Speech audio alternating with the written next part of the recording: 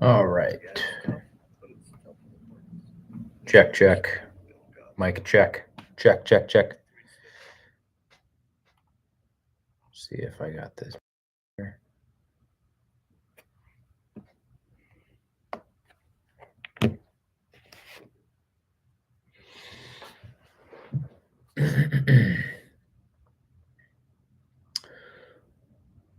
Perfect. Awesome. Okay. I'll let some more people drift in here. I've never done a live on this FaceTime thing, so I'm already starting to see some things to improve on with the camera and all that jazz. So, mind you, I actually don't do a lot of the camera stuff. That is actually Tyler who does a lot of that. So I just sit down and just talk. But all right, so we've got a decent amount of people in here. I wanted to talk about the prayer request post that I've been putting up and some of the reasoning behind that and what I eventually hope that it becomes. And then also I'll do a Q&A. So if you guys have any questions, start throwing them in the chat, and then I will start answering those questions. The next video that's coming out, I'm actually in the middle of editing it now, is the Car 15. So if you guys have questions about that build or whatever, I will talk about my experiences with it, and then you'll probably see it again on a video. But that video should post, I think it's in 3 or 4 days is when that should come out. So, all right. So talking about the prayer request posts,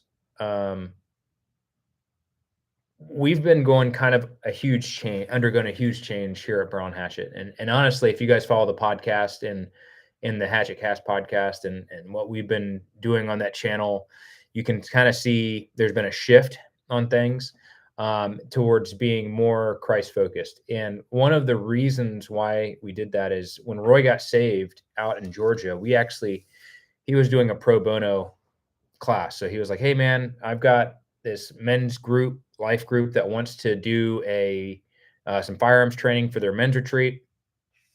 And I was like, it was like 40 guys or something like that. It was quite a big group. And I was like, guys, go do it pro bono, So he goes up to Georgia, does it pro bono, and gets saved up there, which is crazy. Now, myself and Tyler have been praying for Roy for a while.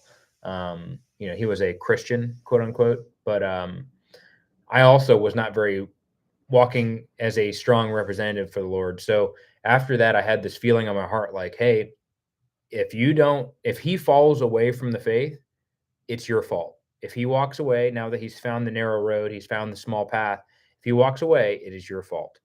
So I was like, it's not gonna be my fault. So we've been tiptoeing around Jesus and adding, God into the business by, like, a little Bible verse here, a little Bible verse there. And I was just like, enough, man. I don't want to stand before the Lord in heaven and he says, hey, I gave you this platform. What did you guys do with it? And I'm like, well, I used it for my own vanity and my own glory and my own pride. So pretty much gave it to him, allowing him to run the show, run the shots. We obviously are still a gun channel and stuff like that, but we are doing things that give glory to the kingdom of God, but also at the same time helps people out in terms of challenges that they're facing. So what's really cool about that is, we talk about gun parts and all kinds of stuff that are like, or even preparedness things like, hey, these are important topics, medical, make sure you go get medical training and all this other stuff. Like we solidify as super important. But we found this gap where it's like nobody's talking about eternal salvation and what happens when you die and what happens if you're not secure in the faith. And so that's when that kind of solidified it for me whenever we started doing the podcast and we started changing our conversations to have more Jesus topics in it. But at the same time, I was like, hey, let's do a prayer meeting before the podcast. So we literally do a half-hour prayer meeting prior to the podcast starting every Wednesday.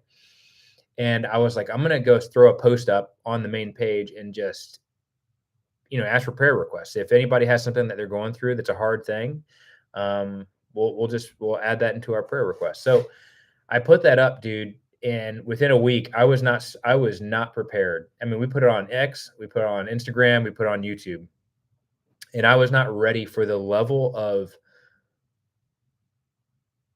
amount of people that were putting in requests, and I'm talking like broken people, and they're in our community. They're in the barrel and hatchet community.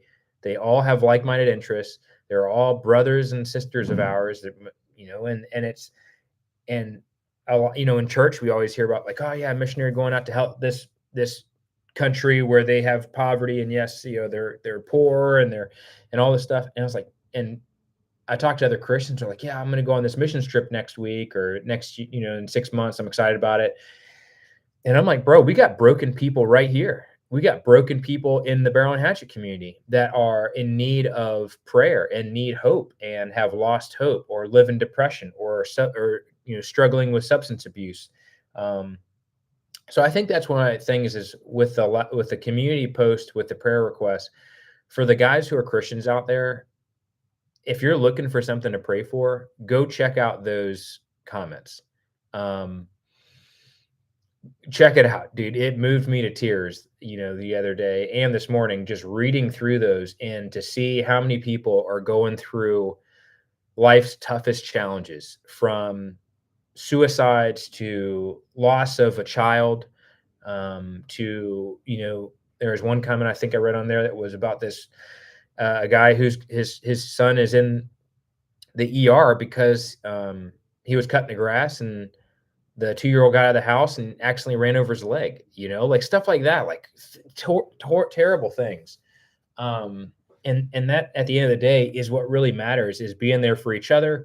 And that's what I wanted Barrel and Hatchet to be, was a community. I really do. And now creating it to be Christ centric drives people towards that community. And I'm talking about a community that's not like, hey, we all like the same things, we all like the same material possessions. I'm talking about like a community where people, if you're going through the hardest time of your life, you can open up about it in this community, and there will be somebody that's going to reach out to you. There's going to be an outlet for you to be able to voice your pain and your sufferings that you're going through, and there will be legitimate prayer that's going to be done for you. And that to me has been the biggest motivator for a lot of what we've been doing recently. So obviously we have material things and the equipment, that stuff is important because it's actually fun to talk about. I live and breathe it. But yeah, so if you're a Christian out there in the community, there's tons of people within our Barrel and Hatchet community that we can pray for. And I encourage you to join me in praying for these requests. So obviously I'm not going to pray on live. I'm going to pray on my own or at this prayer meeting, but behind closed doors. I'm not going to be one. I'm reading in Matthew right now about like not praying in front of everybody and receiving all this recognition for it. Just do it, just you and the Lord. It's a private thing, and you do it with Him. So, anyways, I just want to put that out there, talk about that. But we are doing a Car 15 video. So, for those who are joining us, if you have any questions, this is your Q&A time. So any questions you may have, from gassing of your ARs to different types of rifles. There's actually a company right now that's having a lot of QC issues. Very big name company. I'll let you guys just figure it out in the chat if you've been following along with that. And we'll talk about that as well. The Car 15 video is coming out in, I think, 4 days. So if you have any Car 15 questions, I'll answer any of those. But any questions at all, training related stuff, church related topic stuff, theories, I'm at your disposal. So I wanted to actually start doing these lives more often, either, probably a couple times a week, and just building a consistent routine to connect with you guys. So, all right, one of the questions we have, we're going to need way more questions than this. This is a great start. Thanks, Meta Mario. Would you consider coming to churches to speak on self-defense, preparedness training, and how it relates to you? I want to get something together at my church. If you set it up, I will come. I'll leave it at that. What should my G45 magnifier? What should my G45 magnifier be mounted on the rifle? I'm assuming the mount is what you're talking about. Back to Meta Mario. Yeah, if you hit me up, we can definitely talk about that for sure. As far as the where, okay, I see what you're saying, Derek. I got you. I got you. So where do you want to have your magnifier mounted? Um, so with magnifiers, the one thing that is really good about them is obviously it gives me the ability to see more detail at the target, right? We actually, um, you know, at our fighting carbine course, we never did this. We might do it at our scope carbine course. We have at Element Training Centers where we're going to be doing the next scope carbine. But I'm probably going to bring a magnified rifle with a red dot and a magnifier. When I say magnified rifle, that's what I mean. And we will stretch that sucker out to 800 yards. Now it's going to take some time because you got to look for splash, but 500 yards is easy all day with a magnifier and a red dot. Like I'm talking 11.5 magnifier and a red dot. I actually ran as a student. I went to another good trainer's course, and I ran a 12.5 with a magnifier and a red dot, and was smacking steel out to 600-700. So it's definitely very doable. The biggest thing, long story short, is you want to have your magnifier close enough to your face where your eye relief is decent. So like um, what we notice a lot of guys do is they will take their rifle, they will set their optic on the rifle and extend the stock all the way out. So with the stock all the way extended out, they'll mount the gun and they have a decent kind of good eye relief. What you want to do though is you want to have where you don't max out your stock all the way and then set your scope. You want to set your scope to where it's comfortable for your length of pull on your stock, and then you put your magnifiers in or your magnified optics. So wherever is comfortable for you. For me, I like to have where my stock is all the way out to be able to use my red dot, or if it's a short gun, especially, I want a little bit more distance on that so I can have my arms a little bit more aggressive on the gun. But I will have that magnifier pretty close to my face, and then I will actually scoot in on the stock to get into that magnifier. So once I'm laying in the prone, my face is naturally going to scoot closer towards that optic. As long as I have a clear picture, that's fine. We talk about when it comes to magnifiers, you don't also have to have a clear picture, like an entire scope. I can see picture in the entire magnifier. There's no black. I don't need to do that if I'm trying to do a fast shot. As long as I have you can actually use the scope shadow as an additional way of aiming. So if I have, for example, let's draw it out. If I have, for example, a target that's far away and I want to use the scope shadow as an additional aiming device or an aiming feature to help me get a fast target shot at something that's far away. So here you go. I've got my drawing up an EOTech reticle.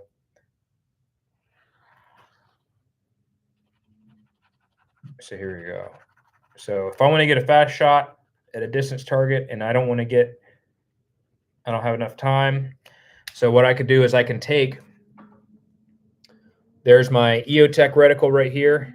Okay. I've got the magnifier with scope shadow around it. And all I'm going to do is I'm going to center up the reticle inside that magnifier and make my scope shadow even. So if I have more scope shadow on one side, obviously I'm going to have parallax issues. So if I'm going to do a quick shot, it's not ideal, but I don't have to have a clear picture. I can actually use that scope shadow as an additional tool to help me aim or get that reticle more centered up. If I have more scope shadow on one side versus the other, I'm going to have parallax, and that's going to cause an issue.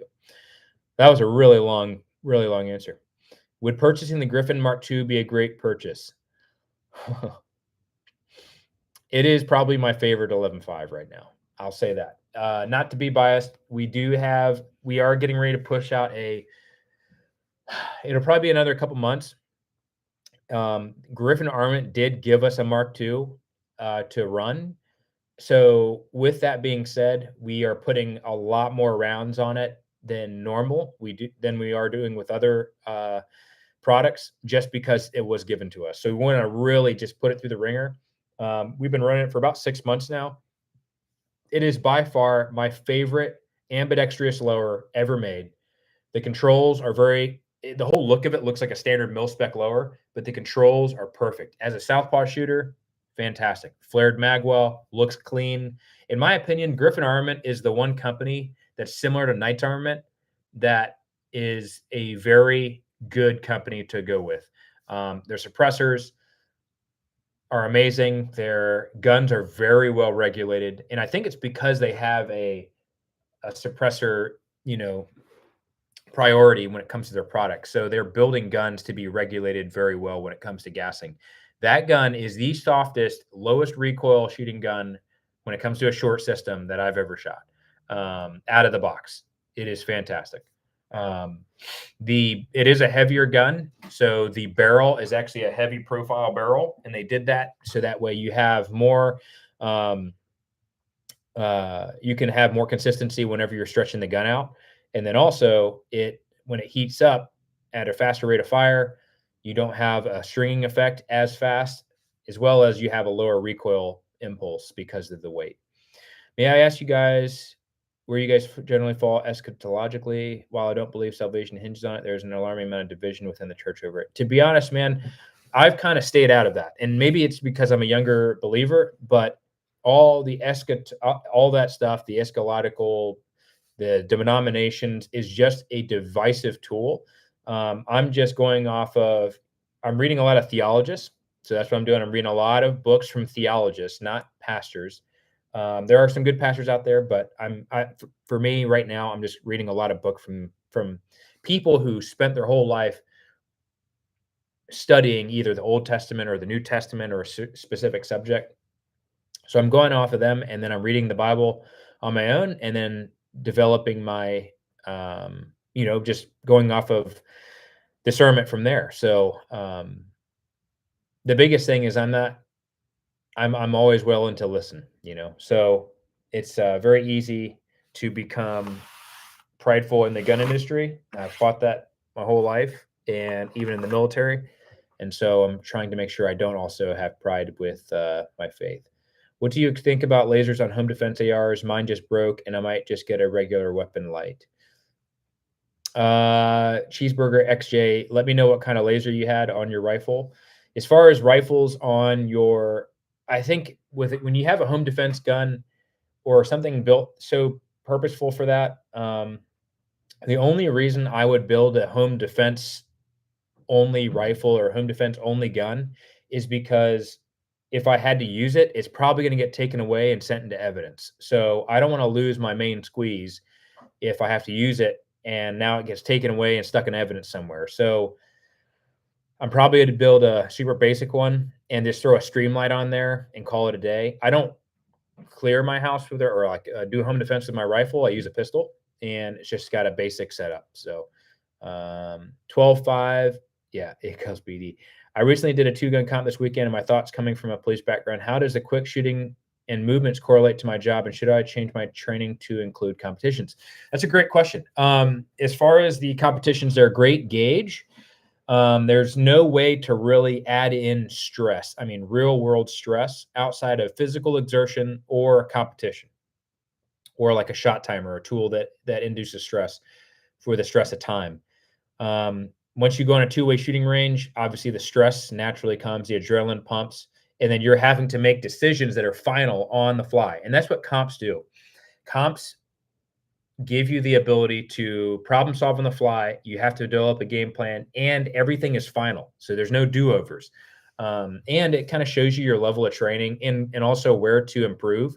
So if I'm going to a competition, I'm usually looking at it in a way to see, okay, what can I use or what can I learn from this competition that are good training points for me to do in the off time? So if you're in a writer's block, trainer's block, go to do some comps is great. There's tons of knowledge out there. And then also when it comes to performance-based shooting, whether it's competition or tactical, it's the fundamentals. You should not slack on it ever. Just because there's people say, I've heard, like, oh, well, I'm a tactical instructor, that I'm not trying to go fast. And it's like, No, man, it's just being a shooter. Like, you should strive to be as fast and as accurate as humanly possible, no matter what area you're coming from. So, it's only going to benefit you in the long run. My friend is a felon and wants to train. Any advice? I don't have any advice for him. I do think though that that's tough. Um, yeah, I don't know really how to answer that one. Top of the morning, how's it going? Airsoft, bro. Uh, Hershey Rose.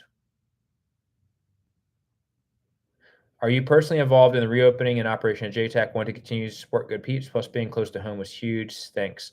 Right now, JTAC, there is an effort that was happening. The property deal fell through. There is now another I'm actually trying to get momentum going back again to dump into a new place. I want it to be a nonprofit, so that way companies can invest into it and donate to it, and it would be more of a community type of vibe that caters to not just firearms training, but also medical, survival, camping for families, fishing, all of those things. So um, I'm developing that plan right now and getting ready to submit it to investors that would be willing to make that a reality. But yeah, an ETS laser light, it's about 12 years old, some junk company probably. Yeah, I would say if you're gonna do airsoft for felon training, yeah, that's probably the best you can get. Uh, so yeah, I would do airsoft. As far as the ETS laser, yeah, like I said, I'm not gonna call out companies here.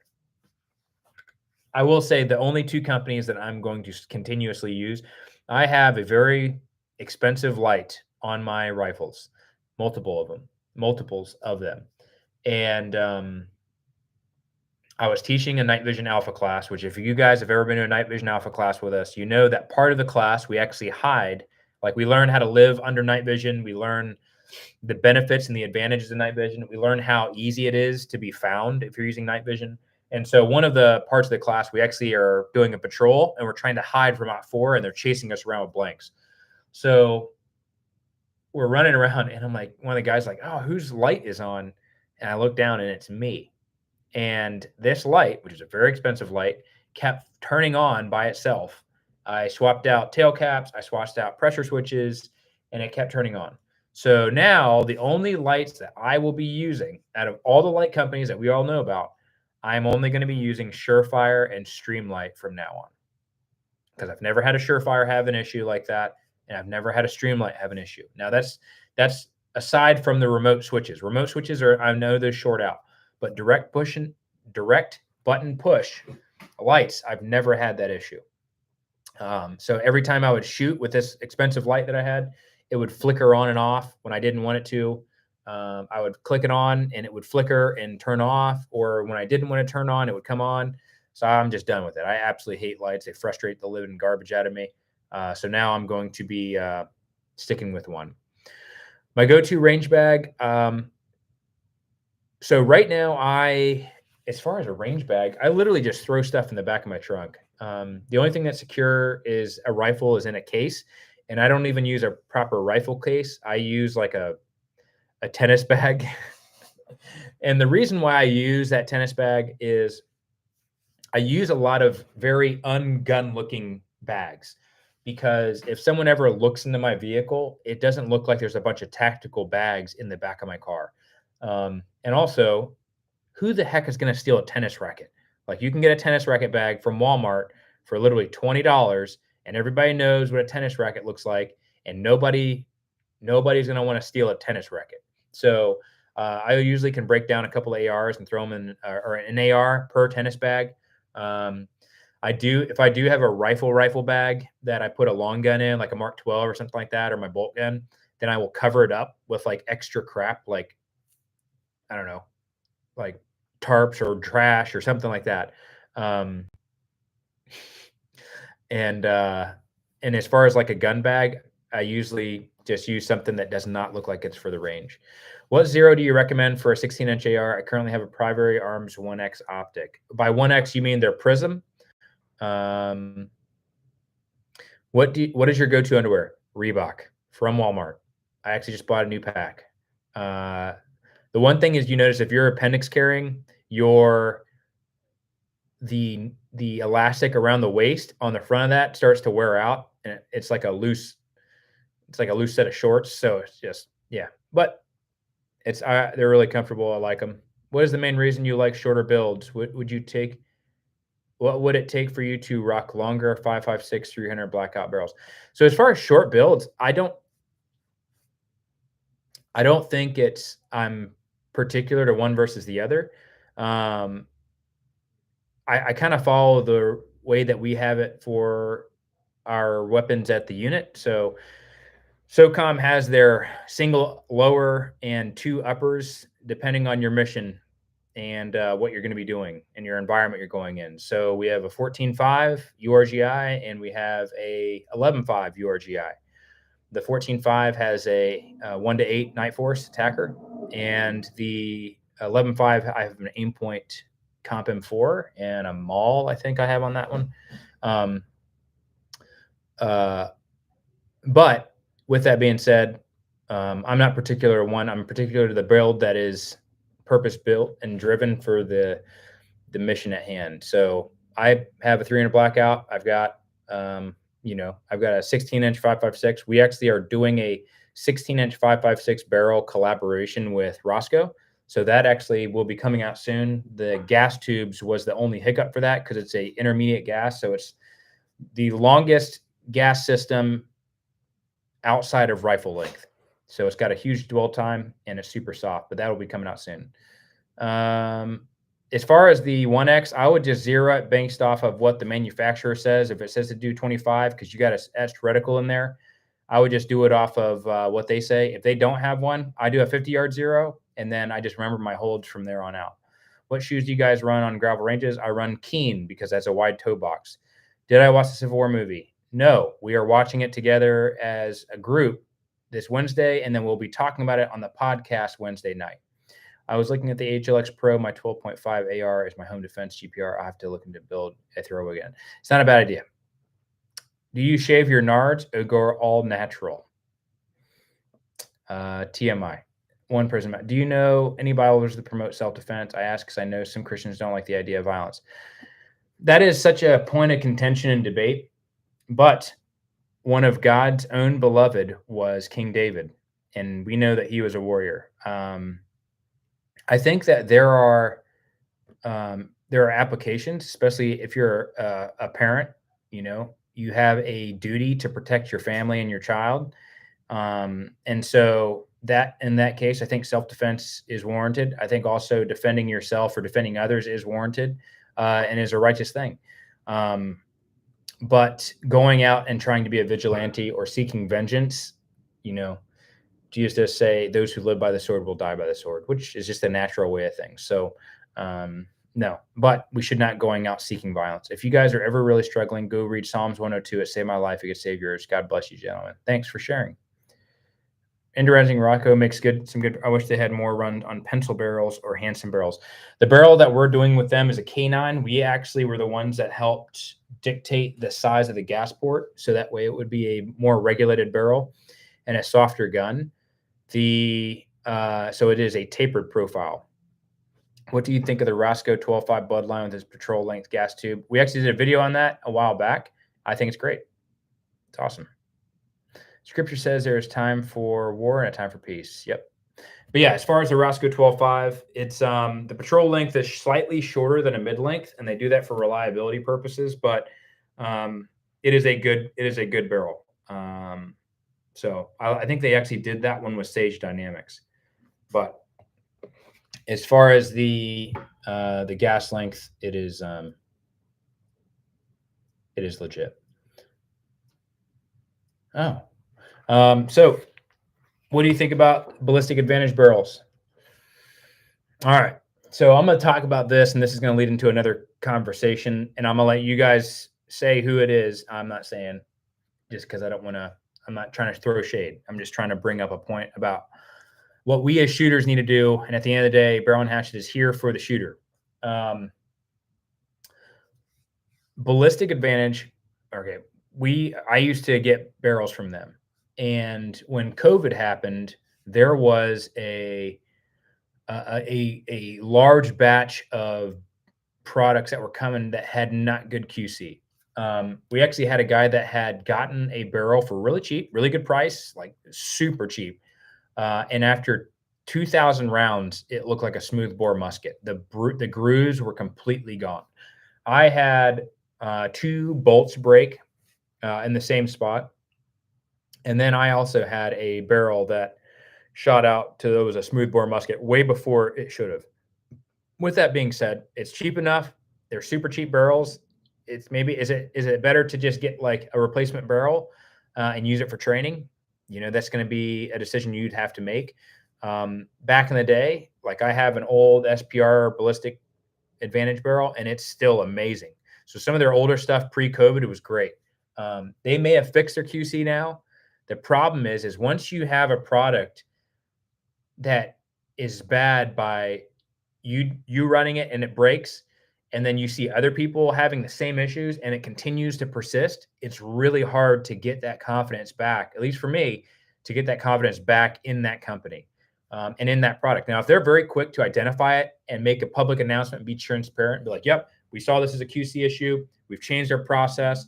Here's our new batch. Also, we sent new batches of the new part or whatever out to everybody who had a problem. And if you ever any things that's like perfect, great, more power to you. That great customer service and that transparency helps salvage products that go out that have defections or defects. But there's another company right now that is extremely well known and has extremely expensive guns, and they have been having bolts snap in the same spot over and over and over and over and over and over again. And I've been seeing a ton of bolts that have been failing in the same spot. So I don't know if they're addressing that. I don't know if they're doing anything about that. But if you're going to spend $3,000 or $2,500 on a gun because of a trend, or because of you think of them as a high quality, it should not fail you. Like it should. But at the end of the day, that's why I like a lot of the companies that are more grassroots, that are more shooters at heart, and that really take a lot of care in their product. They actually have a mission statement. Like I'm gonna throw out Sons of Liberty Gunworks. I don't own a Sons of Liberty Gunworks gun, but you can tell those guys literally genuinely care about outfitting every prepared citizen with a solid build. And I love that about them. Knights, Griffin Armament, they actually had one of the guys that we shoot with, he's actually a student of mine. He had baffle strikes and keyholing with one of his suppressors, and Griffin Armament sent him return shipping label. They were super excited. They got on the phone and they're like, dude, can you send that back? Because we're actually super excited to get that back to see what we can do to improve that and how that happened so we can make improvements to our product. And then they sent him a brand new suppressor. And I think a discount code for something. Like, that's legit. Like, that is super cool to see. So, I said this on Instagram, don't fall into trends. Look at a company's mission statement and see what they stand for. And that will give you all the knowledge you need about that company and their products. GSA, what do you think? Okay, GSA statement be impaired. What do you think of TAPS rig repurposed for more of a recce rig? Yeah, I mean, whatever works for you. I'm never going to be someone that's going to tell you like that's trash unless it's like poorly made and from a different country. If it's something that works for you, like old surplus gear, dude, people have fought wars in them things. So if it works for you, I recommend it. If it's Chinese Kevlar or steel plates for body armor, don't run that. But yeah. Any info on silencer, Co, Saker 556? I have not actually run those. I can ask Roy if he's run those. Do you prefer 4150 Chrome Line or the Roscoe 416 Salt Nitride? Which barrel will last longer? To be honest, I think the Chrome Line probably would last longer, but we've been running. Trying to think about the barrel that has the most amount of rounds on it right now. At the unit, we run Chrome Line barrels. We run Colt barrels, or I think the new Nowix is the Geisley barrels is what we run. And depending on what you run, For me, I'm fully expecting a barrel to have 14 to 18,000 rounds of life on it. That's my expectation. That's what I want to have. When I start hitting that round count, whether the barrel's good or not, I'm going to rotate it out for a new barrel, and put that barrel to the side as a spare, to be put into a training gun or something of that nature. But I mean, depends on how much you shoot. So if you're shooting a ton, maybe going with the chrome line is a good idea. But keeping an idea of where that round count is probably going to be your biggest data point that you need to keep track of. Bought a 300 ballistic advantage barrel. No, that stinks. I really do want them to hope that they are able to turn things around. Sounds like an integrity issue. Why would you want to do business with a company like that? It was said at one moment BA was making barrels for Sons. Oh, I also heard that Roscoe is making barrels for Sons of Liberty. So who knows, man? I really do hope that they are able to fix some of those issues. I was wondering if you guys were going to look at the Griffin Armaments dual lock can. All right, so we have the PSR 5, and it is awesome. It is my favorite SPR can. It's got any of that over barrel suppressor stuff is just so cool. It's a look for me, but also it performs really well. The POI shift on it is almost bare none. So for those who are curious about what POI shift when it comes to a suppressor, what you're looking for is not how much shift is there when I shoot with the suppressor off, and then when I shoot the suppressor on, how much shift is there? And actually, this is something that I was like, oh yeah, that's what the POI shift is. If it's less, if they're closer together when the suppressor's on versus off, that's good. And I was mistaken. And so Roy actually educated me on this, a year ago. He says what you're looking for in a suppressor when it comes to POI shift is you're looking for when you like shoot with that suppressor on, you take it off and you remount it and put it back on, has your zero shifted? And if it has, that's when you have where you're talking about a POI shift. And the Griffin dual lock PSR cans, to include their dual lock 5 and dual lock 7, their standard cans are near zero POI shift. And it's because of their taper lock system they have on their muzzle device. Glad you're taking a stand for Christ. I know you're studying Matthew, but are you doing any studies with your group? So if so, what are you guys studying? So we are studying in Matthew. Right now we're on Matthew chapter 8. There's a lot of meat in there, so we're kind of slow on that. But if you guys would like to read along, we're in Matthew chapter 8. I have zero barrels. Now I'm paranoid. Dude, I mean, honestly, I'm not trying to put any doubt in your mind. If you're not experiencing problems, keep running it. Don't like swap things out. It's just something to keep an eye out for as you continue to shoot that more. I have a bad experience with Griffin Armament. I won't buy their stuff again. Oh, I'm actually curious what your experiences were. Let me know. Centurion barrels are good to go. Yes, Centurion is really good. I actually had a friend of mine who had a Centurion barrel. It had some really bad accuracy issues, and they got a hold of him and sent him a brand new barrel. And actually, he sent their other one back to kind of see what the problem was. So as long as there's a company that's working to like figure out what's going on, I'm all about it. I wanted to run the PSR can on a 16-inch GPR. I like the idea of getting the extra suppression with a less gas length or less length. Plus, the can is super light on paper. Griffin Armor is kind of making me look at Surefire sideways. The Surefire can, we also are going to, we're testing, we've been testing the Surefire RC3. And a lot of the venting on the RC3, Griffin Armament's been doing that for a while. Live Bible study? Maybe, actually. I've thought about it.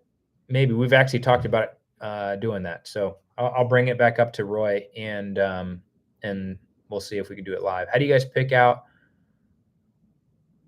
of state training locations? Right now, it's just whoever's willing to host us, and being able to get enough people to go to the class. So those are our two biggest things.